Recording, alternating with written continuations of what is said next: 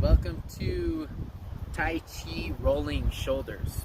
So what this is it's a mobility exercise. It also builds energy. So the way it works is your feet are going to face forward, and then we're going to have good alignment in our body, nice and elongated in the spine. And we're going to inhale, and then we get right to here where one hand is up, one hand is down, and we exhale. Now the other trick to this is, like a battery, we have a positive and negative in our body, and we're going to utilize that in this exercise, so we're building energy. So the way that we do it is right here, the front hand is facing up, and the back hand, you can kind of see, is facing down.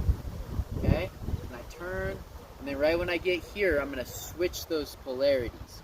So now the other hand is facing up, and the back hand is facing down. Keeping with my breathing. And the other detail here is when we're turning, we're actually turning our body completely to the side so that we're now on a different plane. So we're on this plane now, and then when we turn, we're on this plane. And that opens up the ribs, and it opens up the hips and the back here, just like this. And then breathing deep.